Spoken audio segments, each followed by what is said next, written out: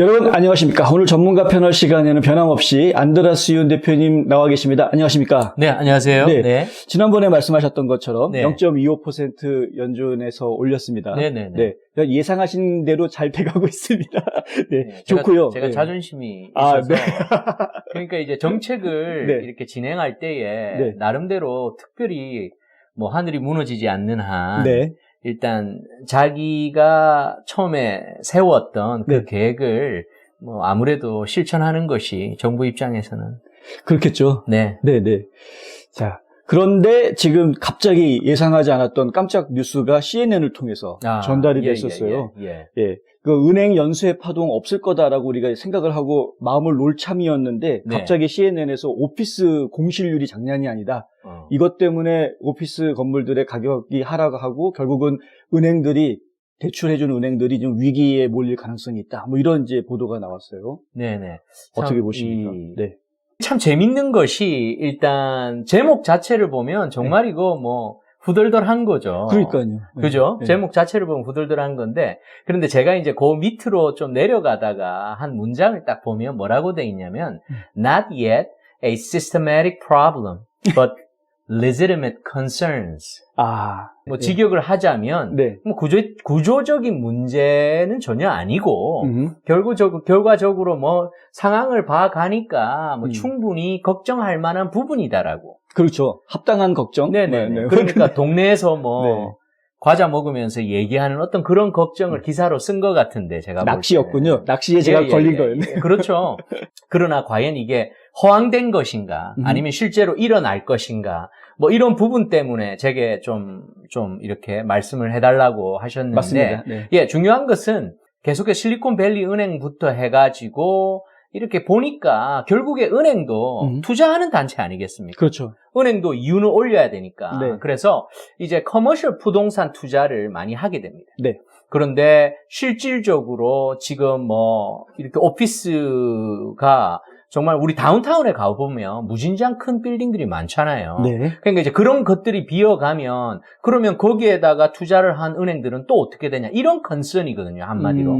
왜냐하면 렌트비를 못 내면 결국에 파산을 하지 않나. 그렇죠. 라는 극단적인 어떤 그런 걱정을 하게 됩니다. 네네. 그래서 저는 첫 번째는 왜 이런 걱정을 하게 되었는지, 네. 그리고 이 걱정에 타당성이 있는지, 아니면 제가 바라보는 실질적인 현 상황은 어떤 것인지를 좀 말씀드렸으면 좋겠네요. 오, 좋은 얘기신데요. 네. 네. 그런 걱정들이 이번만이 아니라 앞으로도 또 나올 수도 계속 있거든요. 나옵니다. 네네. 지금까지 뭐 계속 얘기가 나왔잖아요. 그렇죠. 네네. 자, 사실상 뭐 네. 그렇게 걱정 따지면 네. 2020년도에 네. 우리 그 코로나 바이러스 터졌을 때 네. 뭐 경제 대공황이 와야죠. 그렇죠. 네. 근데 사실 그러지 않았습니다. 오히려 넉넉했던 오히려 것 더 같아요. 호황이 왔죠. 네. 그러니까 지금 네. 전혀 예측할 수 없는데 네. 그래서 우리가 한번 걱정을 바라본다면 네. 요즘에 딱 한 가지 키워드가 있죠. 하이브리드 워크. 굳이 오피스 나와서 일을 안 돼도 되는 상황입니다. 재택근무를 처음에는 많이 했죠. 팬데믹 때는. 네. 제가 알기로는 요즘에 그거 다 지금 오피스 출근하는 쪽으로 바꾸고 있잖아요. 그렇죠. 네. 바꾸었지만 아직까지도 아직까지도. 하이브리드 워크. 이것이 이제 예. 습관이 되어 버리니까 예. 뭐 효율성을 본다든가 이렇게 하니까 많은 회사들이 오케이, 태스크만 마무리해 준다면 굳이 뭐 나올 필요가 있느냐. 먼저 저부터 뭐 예전을 한번 본다면 네. 뭐 엔듀러스 커머셜 뭐 말 그대로 리얼 에스테이트인데 네. 뭐 옛날 같으면 사람들이 다운타운에 정말 멋진 건물 안에 들어가 있으면 저 사람 잘한다라는 이미지가 있었겠죠.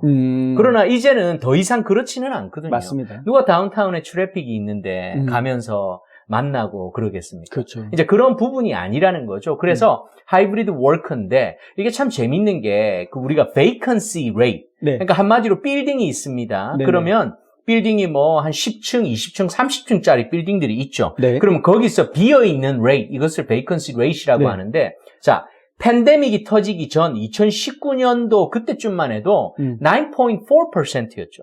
그렇군요. 예, 지금 정말 빅딜처럼 지금 뭐라고 하냐면 베이컨시 레이시 최근에 들어서 최고점을 찍었다. 그래요? 네. 팬데믹 때 하기는 그랬겠는데. 지금 네. 지금 현재 팬데믹 때보다도 더 찍었다. 어. 그래서 막 이렇게 얘기를 하는데 실질적으로 3% 올랐습니다. 그래서 통계적으로는 12.9%의 vacancy rate이 현재의 상황입니다. 아니, 공실률이 12.9%라는 얘기는 아직도 80% 이상이 차 있다는 얘기인데요. 그렇죠. 그런데 네. 물론 이제 거기에 대한 얘기는 우리가 정확하게 봐야 됩니다. 왜냐하면 항상 페이퍼상으로 나오는 것만 보고 많은 분들이 믿으시는데 뭐 저 같은 경우는 현실적인 감각이 있어야 되니까 네. 자, 그러면 결국에는 뭐냐? 12.9%보다 체감하는 거는 더 크죠. 자, 이게 무슨 얘기냐? 100%가 있잖아요. 그럼 네. 12.9%는 아예 비어 있는 거예요. 자, 그런데 여기서 우리가 잘 봐야 될 것은 오피스 스페이스 availability rate를 봐야 되는 겁니다. availability rate. 그러니까 네. 결국에 뭐냐면 아까 말씀하신 것처럼 네. 거의 90%가 지금 현재 차 있다는 거죠. 네네. 그러니까 자, 차 있지만 그 90% 안에서도 결국에는 리스가 expire 될 거 아닙니까? 네. 그럼 리뉴를 해야죠. 네. 리뉴를 하고 또 회사가 힘들어서 나갈 때 서블리스를 하겠죠. 네. 자, 이런 어떤 가능성을 다 포함시킨 것이 availability rate인 거죠. 그러면 리스 계약을 재연장하지 않을 것까지 계산하면 공실률이 더 커질 수 있겠네요. 네. 그래서 그 통계가 뭐냐? 16.4%입니다. 아, 그렇군요. 그런데 이제 뭐 신문이나 이런 여러 가지 다른 미디어에서는 뭐 이걸 좀 이제 오버해서 한 20%까지도 얘기를 하고 하는데 이 통계가 있잖아요. 참 예. 15%에서 반올림하면 20 아닙니까? 그렇네요. 자, 이제 그래서 반올림 나왔습니다. 예. 그래서 이제 왜냐하면 10%대와 20%대의 차이는 막 엄청 다르죠. 어마어마하지 네, 않습니까? 느낌이 다르죠. 그런 것들을 우리가 볼 수가 있습니다. 네. 그런데 자, 이런 걱정거리, 그래서 걱정거리가 타당할 수는 있지만 저도 좀 의외인 것이 이런 공신력을 가지는 CNN 이런 곳에서 검증되지도 않은 guess만 가지고 이렇게 내놓는 것이 저는 참 좀 황당한 부분이었어요. 네. CNN이 공신력이 아직도 있군요. 우리 같은 입장에서는 뭐 그렇게 보는데. 그러니까 아직도 CNN을 아주 찰떡같이 믿으시는 분들이 많이 계신데요. 네. 그런데 제가 이제는 실질적인 actual situation에 대해서 제가 말씀을 드렸으면 하는 게 사실상 property value를 한번 볼 필요가 있는 것 같습니다. 네. 자, 이 property value에 대해서 이거 재밌어요. 왜냐하면 CNN에서 이렇게 기사를 때려놓고 바로 그 마지막 부분에 있는 것을 저는 그대로 이 인포메이션을 CNN에서 똑같이 가지고 왔습니다. 좋습니다. 그래서 특별히 다른 것들로 비교하는 것이 아니고요. 자, property value에서 뭐라고 했냐면 2021년도 property value에서 2022년도의 property value가 어떻게 변했는가를 CNN이 뽑아왔더라고요. 네, 표로 보여줬더라고요. 그죠. 그거 아시겠죠? 그러면 정확하게 오피스는 한 5.7% 감소. 네. 그죠? 2021년도에 만일에 산 거에서 2022년도에는 떨어졌다는 거죠. 한마디로. 마이너스 5.7%니까. 자, 그런데 재밌는 게 아파트먼트는 4.3%가 상승했다라는 거죠. 네. 그렇죠. 아파트 값이 올랐죠. 2022년도에 아파트 값이 올랐습니다. 근데 우리가 이거 쉽게 보면 안 되는 게 아파트 어마어마하게 많이 지었거든요. 맞습니다. 예, 그리고 또 많은데, 그러니까 이 커머셜 리얼 에스테이트에서 차지하는 비중이 어마어마한 거죠. 자, 그리고 호텔들. 제가 계속 말씀드렸지만 5.6%나 올랐습니다. 상승했다는 거죠. 자, 그리고 재밌는 것은 오피스가 그렇게 떨어졌다고 막 얘기를 해서 커머셜 리얼 에스테이트에 전체적인 문제가 있는 것처럼 얘기를 하지만 인더스트리얼 우리가 계속 얘기해왔던 웨어하우스나 이런 것들이 수요가 많다고 제가 꾸준히 얘기를 해왔죠. 맞습니다. 통계적으로 12.6%가 올랐다는 거예요. 그러니까 지금 이제 윤 대표님이 지적했던 부분들이 지금 다 맞는 얘기들인 거예요. 그리고 사실은 오피스가 가격이 떨어졌다라는 부분은 저희가 다른 이유가 있다고 제가 예전에 한번 말씀드렸던 것 같아요. 그리고 또 뭐 개인적으로 제가 말씀드리지만은 저는 그런 물건들 잘 취급 안 하죠. 그렇죠. 예. 그래서 아직까지도 투자를 고려하시는 분들 전혀 상관없는 얘기라고 보시면 되겠네요. 그래요. 결국은 오피스 건물만 조금 떨어졌다 뿐이지 다른 상업용 부동산들은 전체적으로 오히려 지금 더 값이 올라갔기 때문에 예, 걱정하실 문제가 전혀 아니에요. 그리고 오피스 건물들 떨어질 수밖에 없어요. 자, 그렇다고 해서 전체적인 오피스 건물이 떨어졌나? 그렇게 착각하시면 또 안 되죠. 아, 그것도 아니죠. 왜냐하면 오피스 빌딩에도 제가 여러 번 말씀드렸지만 맞습니다. 캐테고리가 있잖아요. 맞습니다. 꼭 다운타운에 있는 큰 건물들만 오피스라고 생각하시는데 절대 아닙니다. 왜냐하면 오피스 빌딩 중에서 제가 그때도 말씀드렸듯이 메디컬 오피스 빌딩 아니면 닥터스리 들어가 있는 뭐 이런 어떤 그런 것들이라든가 또 이머전시라든가 이런 모든 것들도 실질적으로 오피스 빌딩인데 그렇죠. 이런 것들은 없어서 못 팔아요. 맞아요. 왜냐하면 수요가 있기 때문에. 맞습니다. 자, 분명히 그런 말씀을 드리고요. 또 재밌는 거를 제가 말씀드리고 싶으면 Financial Times라고 예, 있는데 거기서 이번 아리칼이 또 하나가 나왔어요. 뭐라고 돼 있냐면 Commercial Real Estate is bruised. 멍들었다는 거죠. But not broken and is manageable. 네. 상업부동산이 완전히 부러진 것이 아니고 이제 관리할 수 있는 조금 좀 그렇죠. 어려워지긴 했지만 뭐 이런 거다. 또 실질적으로 그 왜 블룸버그에서 이번에 애널리스트들이 이제 종합한 자료에 의하면 미국 은행의 거의 39% 정도가 미국 메이저 은행들의 39% 정도가 커머셜 부동산에 투자를 해요. 그래서 커머셜 부동산 대시 39%죠. 그러니까 왜냐하면 융자를 하거나 그러니까 그만큼 커머셜 트랜잭션을 하니까 빌려줄 거 아닙니까? 그렇죠. 그러니까 빚이 커머셜 부동산에 대한 그 대시 차지하는 비중이 39%랍니다. 그런데 이게 재밌는 것이 뭐냐면 실질적으로 2008년도에 서브 프라임이 났죠. 자, 그러고 나서 제가 분명히 강조했지만 계속해서 인프라스트럭처가 바뀌었다고 했잖아요. 맞습니다. 자, 그래서 이것이 어떻게 돼 있냐면 repackaged. 다시 한번 이 모든 어떤 커머셜 부동산 뎃들이 mortgage-backed security로 커버가 됐다는 거예요. Federal agency들을 통해서. 이거를 CMBS라고 하는데 요거 한번 찾아보시면 될 겁니다. 그래서 Federal Agency로 통해서 정부에서 이것들을 특별히 장치 커버하는 거죠. 그리고 뿐만 아니라 또 몰기지 또 다른 어떤 몰기지를 통해서 이미 커버가 되어 있고요.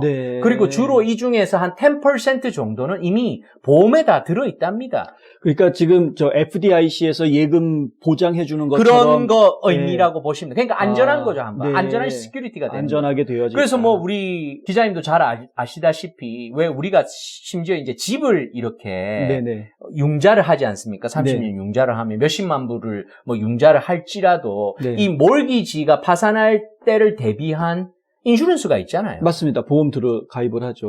다 그런 의미라고 보시면 될 것 같습니다. 사실 또 이런 것도 있습니다. 뭐냐면 한인은행들 같은 경우에 상업부동산 대출 융자의 가장 큰 부분은 SBA 론이거든요. 그렇죠. 정말 좋은 지적이시네요. SBA 론은 정부에서 다 보장해주는 론이기 때문에 혹시 망가지더라도 은행이나 이 피해가 거의 없었어요. 많은 분들이 이 부분을 잘 모르시는 것 같아요. 실질적으로 우리 한국은행에서 많은 비중을 다루는 것들은 SBA입니다. SBA는 결국에 뭐냐? 이제 5 밀리언까지 이제 돈을 그렇게 빌려주는 제도인데요. 자, 이 SBA는 실질적으로 비즈니스를 하는 그런 어떤 융자에 속합니다. 그렇기 때문에 이런 큰 오피스 빌딩이나 이런 건 SBA 자체가 안 돼요. 아, 그렇군요. 자, 그렇게 생각하시면 되겠습니다. 네, 잘 알겠습니다. 그럼 사실 걱정할 문제가 전혀 없는 건데. 은행들도 호락호락하지 않을 것 같고요. 과거의 경험들이 많이 있으니까. 결국에는 이제 말씀하셨던 이자율 상승에 모기지 부담이 커져서 그만큼 수익성이 줄어드는 그런 이슈들은 좀 있을 수 있겠네요. 우리가 계속해서 그 얘기를 지금 해왔잖아요. 자, 넷 인컴이 뭡니까? 넷 인컴은 결국에 revenue minus expense입니다. 매우 심플한 겁니다. 매우 심플한 건데, 자, expense가 커지면 당연히 넷 인컴이 줄어들겠죠. 그렇겠죠. 그죠? 실질적으로 내가 이 커머셜 부동산이라는 것은 한마디로 렌트 수입이 대부분 아니겠습니까? 맞습니다. 자, 렌트 수입은 정해져 있어요. 왜냐하면 계약에 따라서. 앞으로 향후 몇 년간 정해져 있습니다.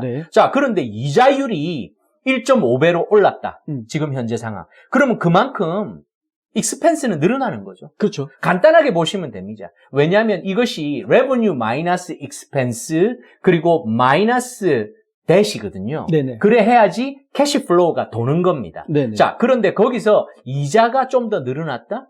그럼 익스펜스가 늘어나니까 그만큼 내가 예전에 가져갔던 돈이 10만 불이라면 이제는 뭐 한 7만 불 정도로 떨어졌다고 네. 보시면 되겠습니다. 그렇죠. 실질적으로 그러나 이것을 볼 때에 그럼 지금 사지 말아야 되나? 이자율이 올라서 우리가 이런 토픽을 가지고 지금까지 계속 얘기를 했는데 저는 꾸준하게 얘기를 하는 게 지금이 찬스다. 맞습니다. 준비가 돼 있을 때가 투자의 최적기다라는 이야기를 그런데 계속 이제 제가 하셨었죠. 얘기하는 거를 증명하는 이번에 그 데이터가 나왔는데 예. 결국에는 뭐냐면 미국 커머셜 부동산 가격 그러니까 이 커머셜 리얼 에스테이트 프로퍼티 밸류 자체가 네. 처음으로 7개월 연속 지금 최근에 7개월 연속 9% 하락이랍니다. 커머셜 부동산. 예. 7개월 연속 계속해서 떨어지다가 이제는 9%까지 하락이 됐답니다. 네. 7개월 전보다. 와, 대단한 거네요. 어마어마한 거죠. 그러면 지금이 오히려 사기에 좋은 시기라고 그렇죠. 말씀하시는 거죠. 자, 왜냐? 이 캡을 우리가 얘기하지 않습니까? 캡이라는 것은 이제 내가 투자를 할 때에 얼마만큼 높인 수익성으로 사느냐 아닙니까? 네. 그럼 실질적으로 우리가 넷 인컴이 있고요. 이 넷 인컴을 전체적인 내가 얼마에 사느냐, purchase price를 나누어 주는 것이 캡입니다. 네. 그래서 예를 들어서 캡이 5%고 캡이 10%다. 그럼 10%가 2배의 수익성이라는 거죠. 네. 자, 그런 차원에서 부동산 가격의 value가 9% 떨어졌다는 것은 그만큼 캡의 9%가 2등이라는 거예요. 네. 그렇게 심플하게 보시면 되고요. 네. 지금 그리고 아까 우리가 얘기했듯이 이제 캐피탈 이코노믹에서 네. 이게 내놓은 자료에 의하면 네. 이 US 몰기지 마켓에서 네. 그러니까 몰기지 어떤 프로퍼티를 가지고 리얼 에셋을 통해서 빌려주는 이런 돈 US 몰기지 마켓에서 네.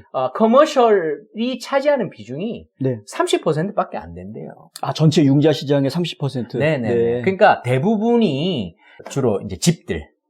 그렇죠. 네. 그렇네요. 와, 저도 조금 놀랐어요. 주택, 자동차, 네. 그런 어떤 비중이 거의 다를 차지합니다. 네. 그러니까 특별히 어떤 영향은 별로 없고요. 네네.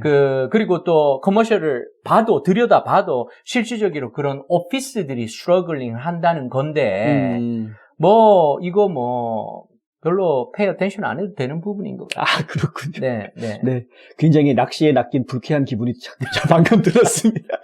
그런데, 앞으로 낚시 계속 올 겁니다. 그렇군요. 왜냐면, 얘기할 거리가 있어야지 attention을 할 건데, 지금은 이제 시대가 시대인 만큼, 요즘에 인터넷에 무분별하게, 인포메이션이 올라오죠. 맞습니다. 네. 정말 한 토픽을 가지고 여러 가지 의견으로 나눕니다.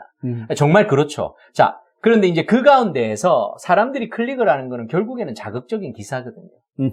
우리가 저번 미팅에서 실리콘밸리에 대해서 나누면서 어떤 현상이 있었습니까? 어마어마한 기사들이 네거티브였죠. 맞습니다. 그리고 대부분이 뭐였습니까? 연쇄 파동 난다. 맞아요. 네. 근데 저는 그리고 우리 기자님도 그렇고. 그때 저희는 이건 아니다. 분명히 그걸 한번 돌려서 보시면. 그러니까요. 구조적인 문제가 있었던 게 아니었으니까. 왜 인프라스트럭처에 전혀 문제가 없거든요. 네, 맞습니다. 그리고 또 재밌는 게, 페드에서 이렇게 했죠. 근데 벌써부터 또 기사 쏟아지잖아요. 내년부터 이자율 하락 예전처럼 돌아간답니다. 지금 그렇게 얘기들 하고 있어요. 네. 왜냐하면 어떻게 하겠습니까? 경제를 돌려야 되는데. 그렇죠. 네. 지금 전반적으로 저희가 보도해드린 내용들 보시면 아시겠지만 이제 물가 지수가 점점 떨어지고 있는 그런 상황들에서 페드가 더 이상 금리를 올린다라는 게 좀 부담이 될 수밖에 없는 상황이 되어서 그럼요. 눈치가 보이고 그렇잖아요. 맞습니다. 그런데 일단 제가 분명히 그때도 말씀드린 자존심은 있잖아요.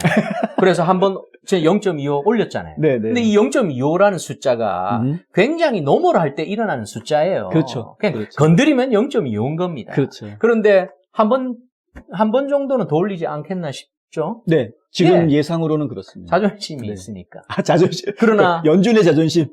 그렇죠. 밀어붙여야죠. 한번 정책을 냈으면. 왜냐하면 분명히 말씀드리지만, 제가 그때도 말씀드렸지만, 이 페드의 어떤 물가 상승률의 타겟은 2%까지 할 때까지. 맞습니다. 원래 계속 올리는 건데. 맞습니다. 이제는 힘들지 않을까. 그렇지 않아도 지금 이제 페드에서 지금 자존심 지켜야 되니까 자존심 때문에 한 번 더 올릴 가능성은 충분히 있어 보이는데요. 충분히 있습니다. 그런데 제가 볼 때는 이제 기사들을 통해서 이제 잡혔다는 기사들이 쏟아질 거예요. 그렇죠. 제가 예상해보건 이건 저의 추측입니다. 분명히 그럴 겁니다. 분명히 그렇게 해서 미디어가 받쳐주고 한마디로 판을 깔아주는 거죠. 그렇죠. 페드가 내릴 수 있는 판을. 그렇죠. 그렇죠.